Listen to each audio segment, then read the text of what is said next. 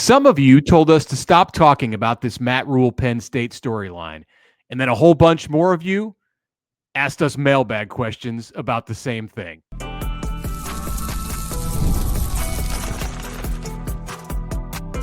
You are Locked On Nebraska, your daily Nebraska Cornhuskers podcast, part of the Locked On Podcast Network, your team every day.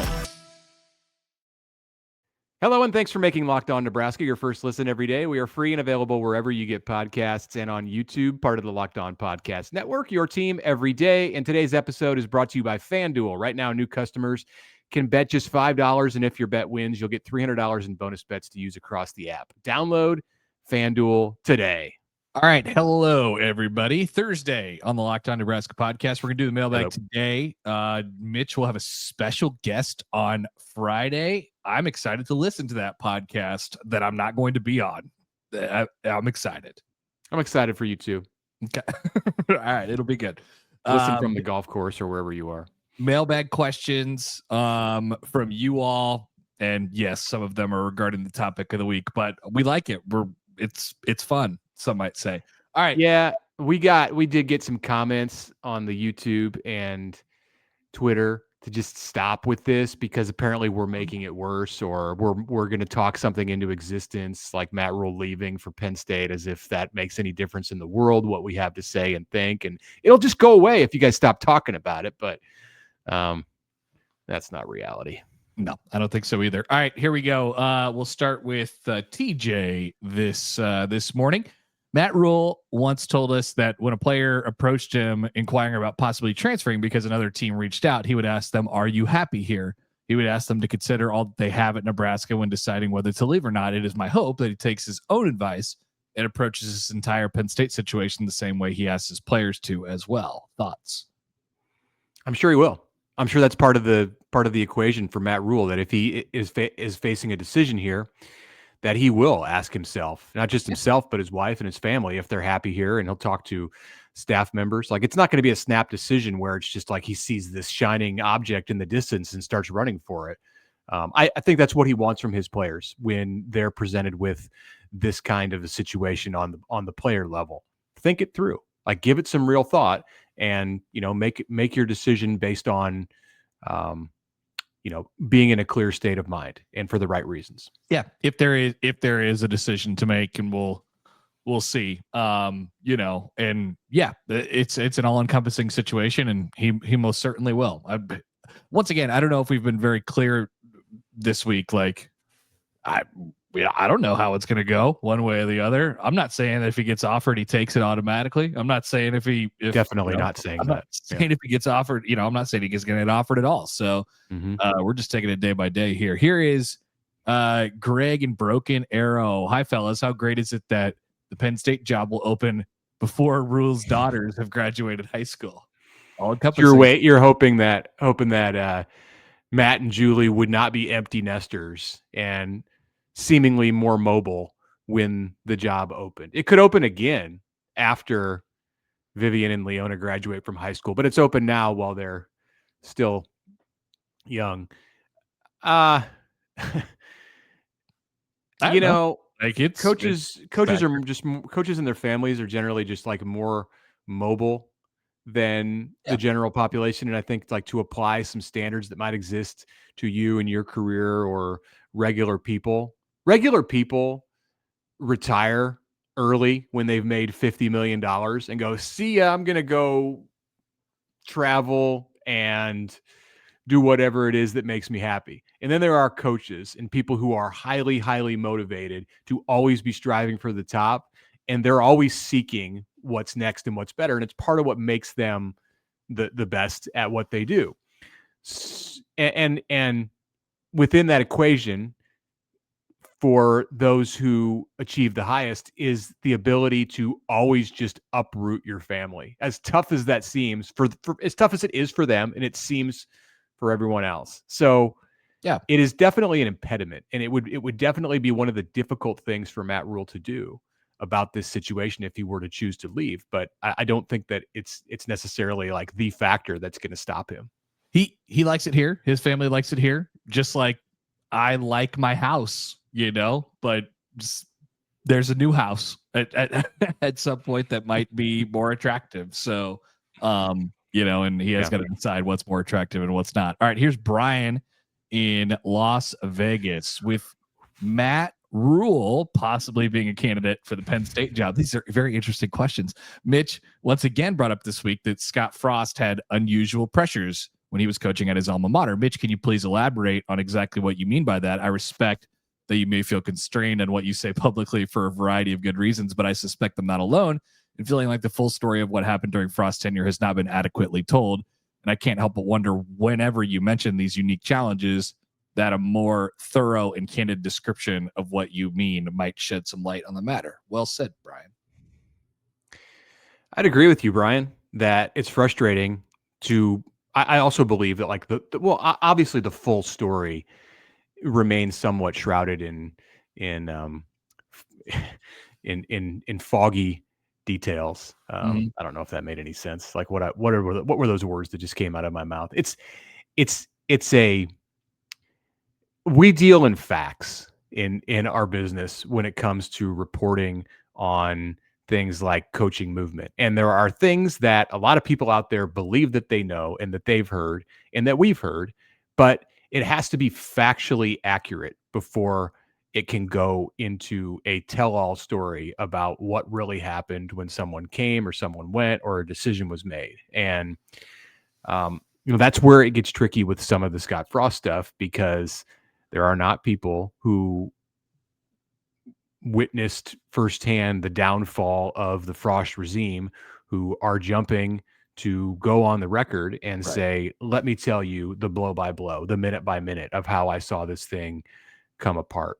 As far as the pressures, I'm talking about the things that, in general, the things that we all know, that he came to his alma mater and there were all kinds of people who were pulling at him, from alumni and administrators and people in his past. And he was trying to take Nebraska to a place that would make Tom Osborne proud. And he was dealing with his, family situation, like his father passed away in the time that he was here. These are all unusual pressures that existed. And as the time went on for Frost at Nebraska, and he wasn't succeeding in the way that he thought that he should and would, and that others thought that he should and would, those pressures only increased. So that's basically what I mean by that. And it's something that can happen and has happened for some others who've gone and coached at their alma maters. I'd add this, and I think this is factual. And I'm not trying to be overly secretive here. Like, I think this is he was not universally liked here when during his time here as a player. Remember the origin story of Scott Frost. He didn't go to Nebraska at first, and it was awfully controversial. That he came back and people booed him at a certain point. He always carried that with him. He mentioned it 100 times while he was the coach at Nebraska. His relationship with the University of Nebraska and their football program and the people in the state wasn't always smooth. Wasn't always complex. It's very complex. So I think that is kind of where you start. That made it, sort of more complicated for him than it does just a normal guy going to his alma mater. Yeah, well said.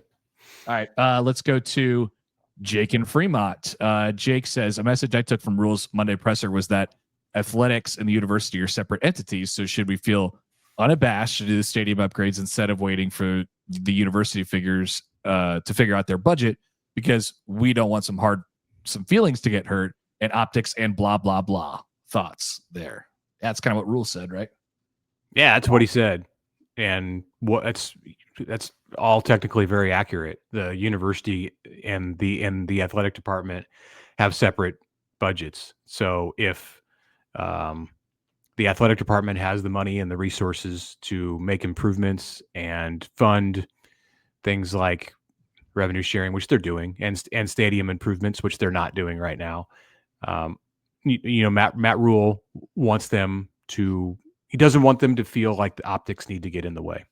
Yeah, it's all accurate. It's all true. The athletic department is not taking money from the university or from the state or anyone outside of what comes directly to the department. I think he would also say that if there was ever a time where they feel like they needed to, then they shouldn't be afraid to ask. I think that's kind of part of the equation too. So related here from Curtis in Omaha, did you take Matt Rhule's comments on Monday about all of that, the NIL, stadium rebuild, whatever it might be, as demands or an ultimatum? Love the show, guys. Thanks, GBR. Yeah, demands and an ultimatum would kind of be the same thing. You could take it that way. I don't, I did not. I thought, and I said this on my show the other day, like, I think an ultimatum means I get this or else. Yeah, it does by definition. I don't believe that's the case. I think there's a world where he stays here and Nebraska keeps their investment at the level that they're at right now, and the stadium doesn't, progress as quickly as he wants, and Matt Rhule is still the coach here. So I don't believe it to be an ultimatum. Yeah, that's an awfully strong way to phrase it, to call it an ultimatum. I also don't believe it rises to that level, but I think he's unapologetic and strong in his statement that he wants Nebraska to fund its NIL program with the same kind of resources that exist at the places achieving the kind of success that Nebraska wants to match. Yeah, he mentioned Oregon, national championship contender, he talked about Dan Lanning. So in essence, Oregon. So I think that's kind of, that's where he thinks they can go if with the proper investment. And so I don't know if that's true. I don't know if Nebraska has that at their fingertips, but it's definitely like some 3D chess by Rhule of like seeing, okay, what's the temperature on this thing? Definitely. I don't know if he believes that, or if anyone believes that Nebraska can get to the place that Oregon's at with the backing of Phil Knight. But he did appreciate Lanning's comment about, again, to get back to the unapologetic portion of it. Like he says what he thinks, that you have to buy a roster in today's environment. And Lanning, when he said that, was reacting directly to Mike Gundy, who's now out of a job, in part because Gundy didn't adjust to the new world of college athletics. And even if he didn't have the resources at his fingertips at Oklahoma State, like Dan Lanning does at Oregon. All right, let's take our first break here. We'll come back. Plenty more from you all on the other side here on the Locked On Nebraska podcast.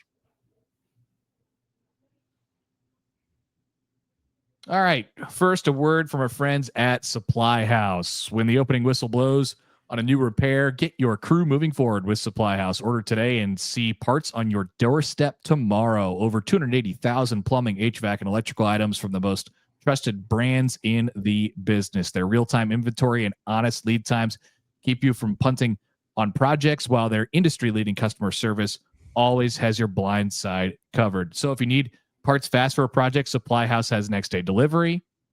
The part finder tools and 3D schematics can save you hours on jobs where every single detail matters. And their Trademaster perks like priority shipping and dedicated support make the whole process smoother. Talking about SupplyHouse. So join the free Trademaster program today and score serious perks like priority shipping, lower prices, and a dedicated support line. Visit supplyhouse.com to sign up for free and use our promo code SHCollege5, SHCollege5 for 5% off your first order. Supplyhouse.com.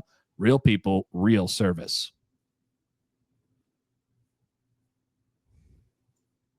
And a word from FanDuel. I want you all to be prepared for the weekend. The best way to do so is with the FanDuel Sportsbook. Right now, new customers can bet just $5, and if your first bet wins, you'll get $300 in bonus bets to use across the app. So a big Saturday in the Big Ten. If you're familiar with that conference, you can wager on that on the FanDuel Sportsbook, or all across college football. There's some huge games in the SEC this weekend. Sunday, NFL. There's no better time to get in on the action. So player props, anytime touchdown scores, even they have some of that stuff for college games as well. How about, you might be taking a shot in the dark at a national champion right now in college football. You might get some pretty sweet odds on that. So check it out on FanDuel if you think you have a hunch. So download the FanDuel app today by visiting FanDuel.com to get started. FanDuel.com and place that first $5 bet today.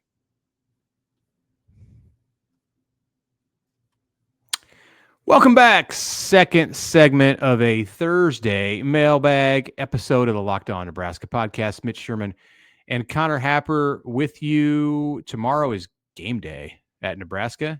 We will have a game day episode of this podcast and then reaction after the podcast. So after the game, we're not going to react to the podcast. It is wonderful. Nebraska's opportunity to get bowl eligible. Game kicks off 7:00 on Fox at Huntington Bank Stadium. I got the name of the stadium right that time. Nice. We go back to the bag from Connor in Las Vegas. Do you think Rhule requests certain questions to be teed up for him? In the Monday presser, there was a question about resources. It's logical, but seemed like something Rhule wanted to talk about. I think that specifically was just the right question for the right moment. But yeah, I think there's certain times. I don't think he doesn't like have a meeting with the media beforehand, like ask me this, but sometimes you'll catch wind of something and it's like, hey, I think he'd be really good at talking about this, so let's ask him about it. And there's no doubt he knows what's coming because he's just a smart guy. He's pretty savvy with that stuff. So it's not maybe exactly how you put it there, Connor, but like he knows what's coming. Yeah, he doesn't have to have a meeting with the with the reporters in the room in order to know what's coming. Like many of the reporters talk to people on his staff and talk to people in the media relations office, and conversations lead to pretty good ideas about what the media is working on. So yeah, there's some things that are surprises to him that he hears on Mondays and Thursdays, typically Saturdays.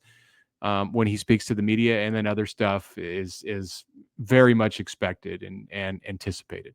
No doubt. I think he expected to get that question about resources. Yes. Yeah.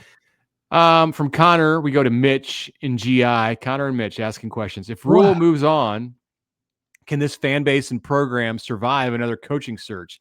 I'm younger than this Mitch here, and have already been through 5 in my adult life, says Mitch and GI. Most of us have been through 5 in our adult lives. If you're in your not lives, 20, Yeah. There've only been 5, except and to get to a 6th, you have to go back to Bob Devaney. That was the last coaching search because Osborne and Solich were not real searches. So we lost a lot of people between 5 and 6 there. So Callahan, Pelini, Riley, Frost, Rhule were all coaching searches. Could Nebraska fan base and the program survive another one? No doubt about it. Absolutely. If I said the same thing for all these other times. Hey, look, if it doesn't work, then you go back to the well and you try again. And if it does work, then it makes it easier to go back to the well and try again.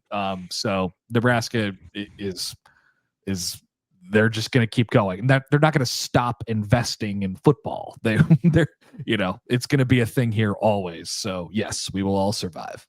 I get you, Mitch. It does feel kind of like it would be such a gut punch. It would be hard to get up off the mat, I think, for a lot of people inside and outside of the program. If you finally got this thing going for the first time in 20 years, you can go back to like 09, 010 and say that it was going then. But Nebraska made 3 conference championship game appearances in 4 years around that time. But really going, like put yourself in contention to get in the college football playoff, which didn't exist 20 years ago. That'd be a tough one to rebound from if you lose that momentum. Yeah. Let's go to Brett in Omaha. Speaking of the college football playoff, does Nebraska making a run in the college football playoff help or hurt Nebraska's chances of keeping Matt Rhule? He's talking about like the dates here.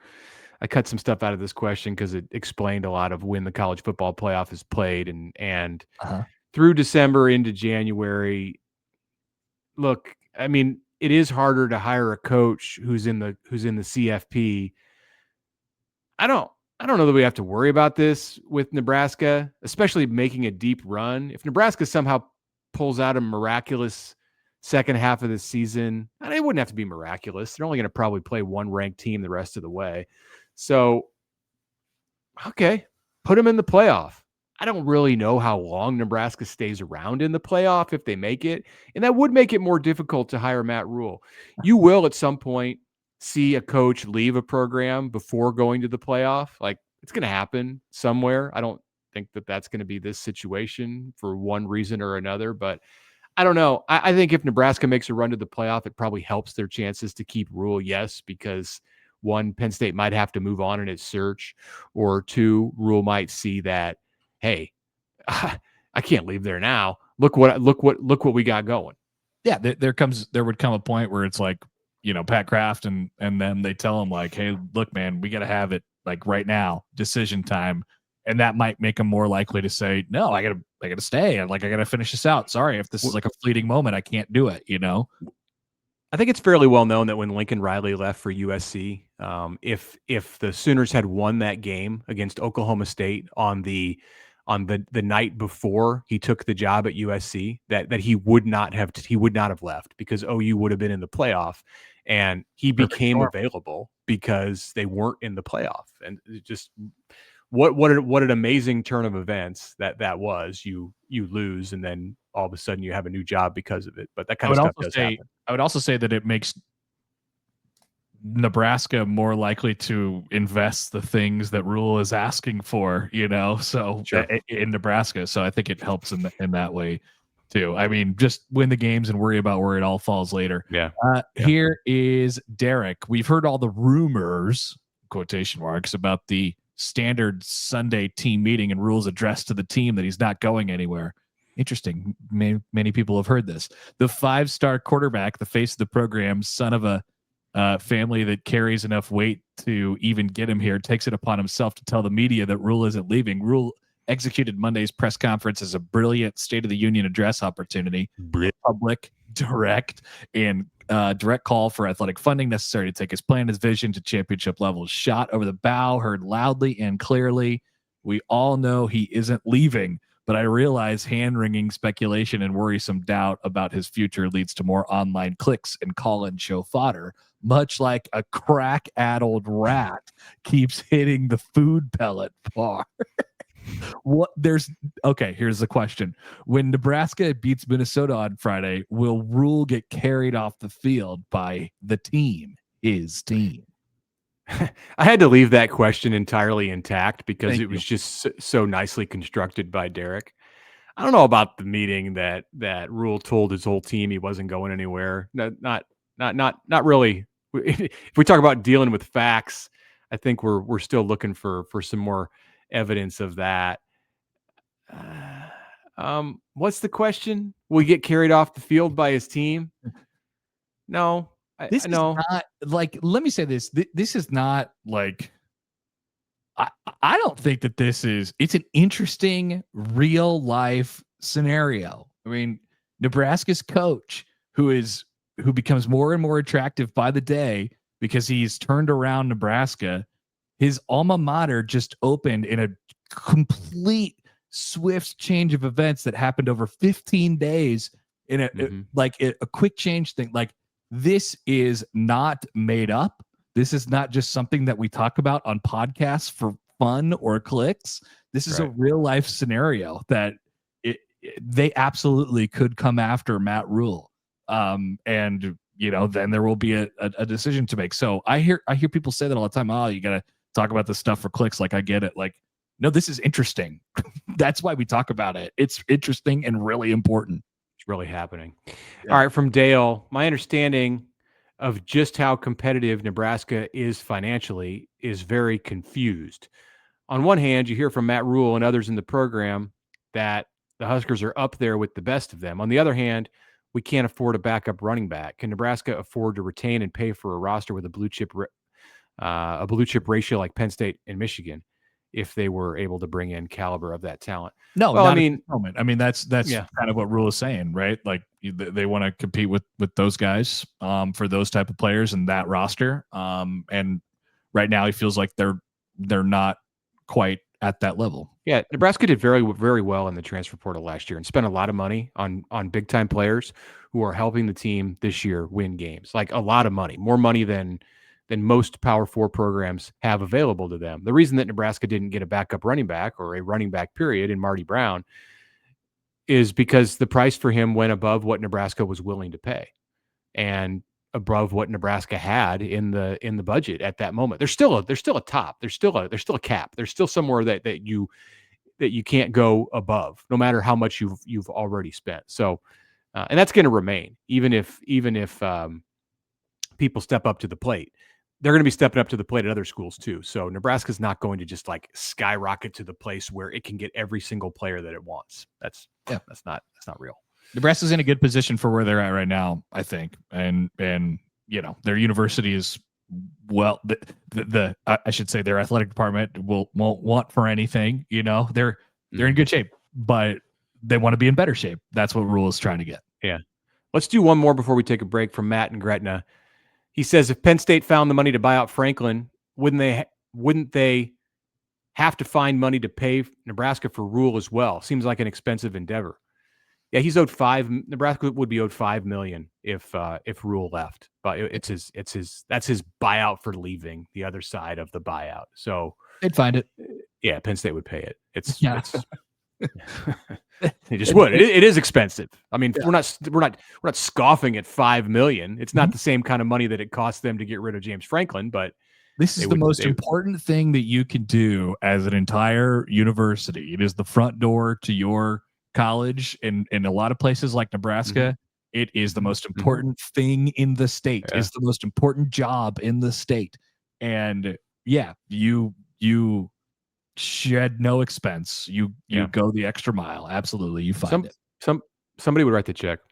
Yep. All right, let's take a break. Come back and finish this thing up on the Locked On Nebraska podcast.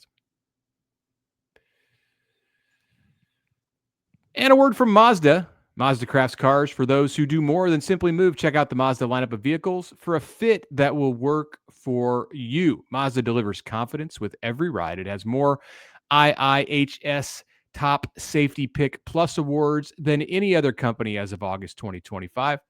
From footwork to breathwork, athletes sweat all the details, and Mazda brings this same intention to how we craft every model, from the Japanese craftsmanship in every detail to the metallic accents to available Napa leather upholstery. You can make everyday drives feel like anything but every day. With smooth handling to intuitive controls, it's easy to enjoy your time behind the wheel of a Mazda.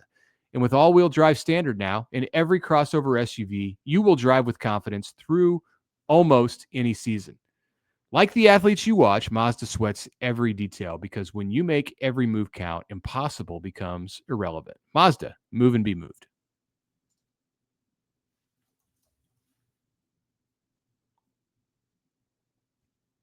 All right, welcome back. Connor Happer, Mitch Sherman with you here on a Thursday Locked On Nebraska podcast. Like Mitch said, tomorrow is game day. Nebraska and Minnesota. A chance for Nebraska to get bowl eligible. Where's the bowl eligibility parade on Saturday? We'll find out. It won't be storming the field like they did last year if it happens this week. So I don't think so. Here's Adam in Colwich, Kansas, a frequenter of the mailbag. Why isn't PJ Fleck mentioned as a candidate for the Penn State job?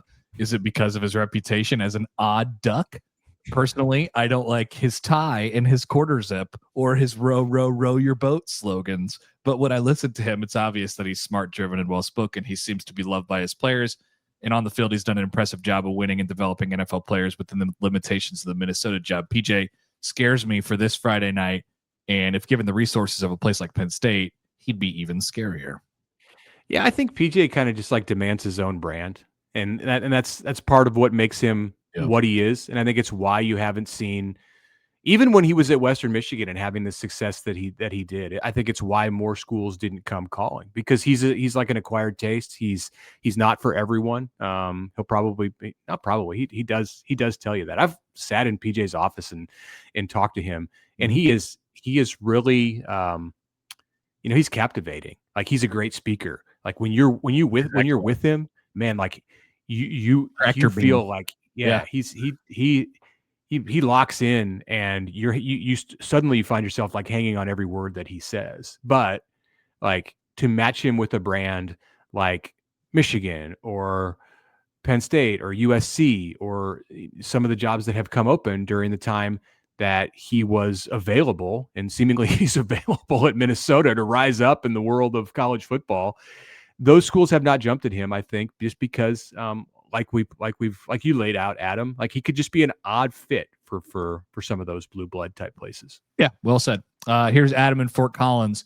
The potential for private equity investment or California pension fund investment in the Big Ten bums me out. Maybe I'm wrong, but because of our lack of debt, decent financial stewardship within the athletic department, it feels like Nebraska had a leg up on almost everyone in the conference, at least top 4. And now with this windfall that's expected, it feels like schools that have stunk at the financial piece now get a chance to catch up and level the playing field. That's an interesting way to look at it.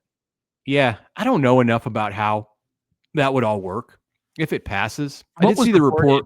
It was automatic 100 million a piece, like right out of the gate, and then it was going to be like dependent on your value, right, of the how the conference values you.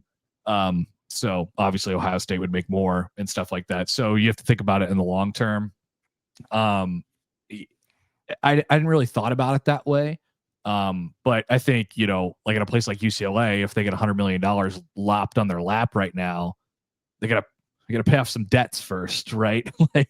So the teams who are ahead, the programs, the athletic departments who are ahead are probably just gonna, stay ahead, and then they may not, like your Marylands and Rutgers of the Big Ten world might not be as far as in as much financial trouble as they are now. And it'd be interesting to really have somebody do an analysis of how the debt that Big Ten schools carry, Big Ten athletic departments carry, really impact their ability to be competitive. I think sometimes it matters a lot, and other times it doesn't really matter. They just go into deeper debt. So if you're bad at investing, if you're bad at spending money, then you're bad at it. Even you could give them $100 million more, they're going to be bad at it. Yeah, in a lot of cases, like Nebraska will still have an advantage. Like if it's in the black as an athletic department, making money, turning a profit annually. I understand what you're saying about evening the playing field, but how it all plays out and if that really ends up being the case, or everybody just gets a little bit richer or a lot richer, I don't really know at this point. I don't know that anybody does. Before we get out of here, here's Noel in Clarksville again. It seems like the Huskers are well set up for next season, having one of the younger rosters in the conference. I realize that it's a bit of a fool's errand to pose this question with the unknowns that the NIL creates, but where do you think the coaching staff will focus its attention when the portal opens? Oh, wow. Halfway mark portal alert. Thanks, Noel, for not making this about doom and gloom and Matt Rhule not being here next year. I like this question. It's often discussed about how young Nebraska is, and I think clearly it's true if you go through the entire roster. On the offensive side, there is quite a bit of youth, freshmen and sophomores in key positions. Defensively, Nebraska's pretty old at the starting positions. You have Keona Davis and Williams Winery and Vincent Shavers who are starting this year. So there are some young players. I don't know. Where would Nebraska go in the transfer portal? Offensive line, defensive line. Hard to tell. You just don't know. Running back. They're good at quarterback. They're not going to have to go there, which is the most expensive position. Yeah, so much of it depends on like who's going to go into the portal from the roster that as it exists right now. So, they do have youth at O-line, but they're going to have some positions to fill. Lutovsky's leaving after this year. Spindler is leaving after this year. So Prohaska is gone. Corcoran is gone after this year. I think you're going to find a spot where you're going to see a situation where they're looking to sign a couple of offensive linemen. Like they're not deep at tackle. They need more offensive tackles in the program. Yep. Keep bringing those guys in for sure. Mm-hmm. So yeah, sorry, Noel, like maybe just probably a little too early to tell. Here is Tyler, who is trying to get a pin dropped in Belize. You better Belize it, he says. I'm in Belize. Yeah, it's not happening. But here is the world map. Looking good, Nathan. Good job. Way to go. Way to get those pins. Yeah. Asia, Southeast Asia, really representing. We're up there in Europe. I see that we got Alaska and Hawaii on the map right now. And then here's the lower 48. So excellent. We're representing in up there in Montana now. We got Idaho. I know we were lacking in Utah, and that's on there. So good job, everyone. Look at that. Okay, here's Tyler's question from Belize. Emmett Johnson has gained a total of over 100 yards in every quarter this season, except the third quarter where he's had 98. So if you add up all his stats quarter by quarter, in the first and second quarters, he has 200 plus. He only has 20 carries in the third quarter all season, with 39 and 34 respectively in the first and second quarters. Question is, do you think the third quarter woes can be fixed by committing to the run coming out of the locker room? I'd say this, Tyler, like a lot of this is just like Nebraska didn't have the ball for much in the third quarter on Saturday against Maryland. You know, like, and if I remember right, same with the second quarter against Michigan State. Yeah. Yeah. So, I mean, some of it is that, like, it's just, you just have to go with the game script. But yeah, I do think they found something in the run game last week. That's for sure. I mean, the third quarter thing is interesting. And I do think Nebraska could do a better job of coming out of the locker room with a little bit more focus about what it wants to do on the offensive side of the ball. And maybe the answer to that is to establish the run, like it tried to do last week and has in a few games this year at the outset of the game. Like, you can set a tone. And I don't know that Nebraska has been as much intent on setting a tone in the second half this year. So something for Dana to look at. This is a great final question from Nick in Colorado Springs. He says, my question is whether you guys ever sit in the press box and let the fan in you come out. Do you ever sit in there during a drop back and accidentally yell, he's open, or look out? If not, which we're going to answer this part. If not, what is your best story on someone else doing so? I'm not guilty of that. Me neither. I mean, there's a college football. I could be silent for hours and hours. Yeah. There's a college football fan in all of us, and we like to see stuff. And sometimes, you know, you'll get like a, whoa, did you see that? Or whatever, but not in like a fan kind of way, more just in like, oh my gosh. It's hard to imagine, because it's like, it's like 150 people up there, and like, we're all sitting next to the same people that we usually sit to. So you become friends with these people and stuff like that. And so you're talking to them through the game. And so just imagine like 150 dudes going like, whoa, at the same time. It doesn't even have to be loud at all for it to make a giant noise in the press box. Next to in the press box when you're there at Nebraska games. Of the radio people like Gary or John, if they're there. And then the 24/7 guys are next to me. So shout out to Bruns and Schaefer and BC and those guys. What are they like during the game? Pretty focused on the work, or their heads in their computers? Yeah, BC's plugged in. He's listening to the radio broadcast in his ear. See, I don't like that, because then you can't talk to him at all. He's one of like 3 people who does it. Yeah, he doesn't talk during the game. Bruns is usually good for, you know, just a one like really, really good joke a game. You know, whatever it might be, he'll say it out loud or laugh at something, whatever it might be. Schaefer's sort of the same way in that way. And then we're all sitting behind Michael Severe, dear friend of the show, who sometimes, you know, will say something out loud. And, does he ever tell anything? Yeah. Is this where your story's going? No, I'm not going to, I don't, people know that story maybe, but I love Michael. I don't know that story, and I don't need to know it right now, but great. Excellent. But sorry. What was that? We were talking about Matt Rhule's daughters earlier in the show. We missed the opportunity to put up. I would tell you something that's happened. You know, it's gone away a little bit recently. Sat pretty close to Coach Darlington. Yes. He had some takes about the things that he was seeing on the football field during the game.